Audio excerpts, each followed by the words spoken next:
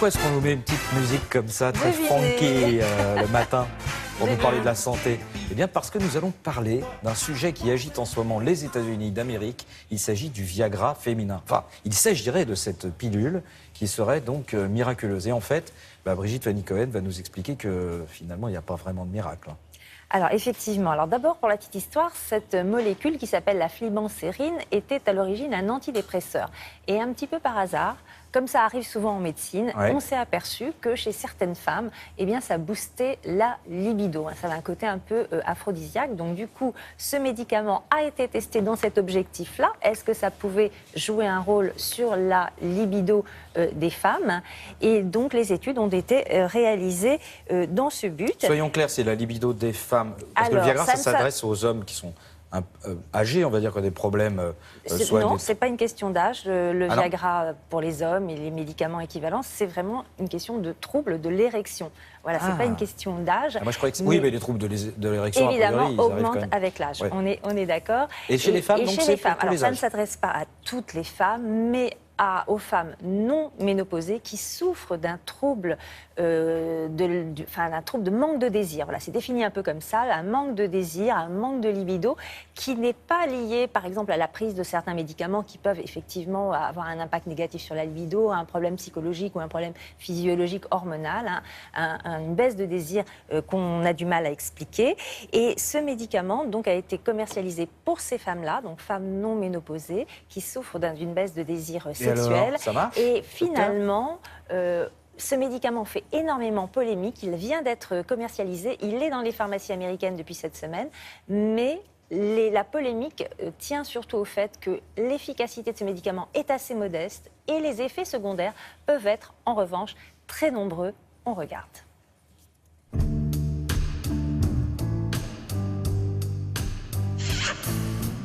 Ce médicament censé augmenter la libido des femmes est une molécule, la flibansérin, qui a été expérimentée sur plusieurs milliers de femmes non ménopausées, et son efficacité est très relative. Environ 10% de femmes sont répondeuses, c'est-à-dire ont une réelle augmentation de leur activité sexuelle, mais près de 90% n'en ont pas eu d'effet. Ce médicament est actif par la libération centrale, c'est-à-dire au niveau du cerveau, de sérotonine et de dopamine.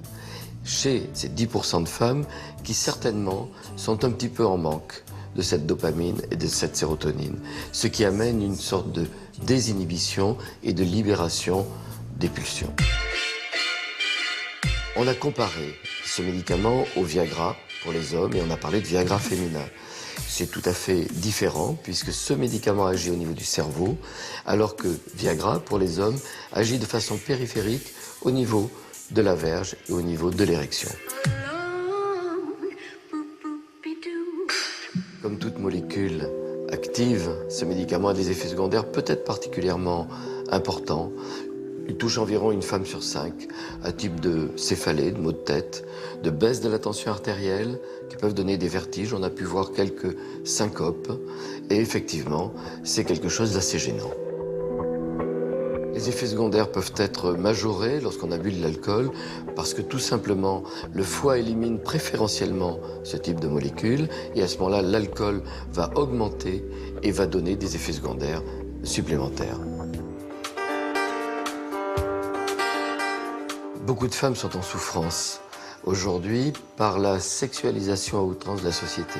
Il y a une sorte d'impératif de performance, de réalisation de la sexualité, avec une grande crainte, c'est-à-dire l'éloignement du partenaire et la fragilisation du couple. Il est vrai qu'un stimulant de la sexualité, un médicament, pourrait tout à fait accompagner ce que nous faisons au niveau psycho-sexothérapie. Mais ce médicament qui vient de sortir aux États-Unis n'est qu'une étape et c'est certainement pas celui qui aidera vraiment les femmes pour arriver à cet épanouissement qu'elles désirent.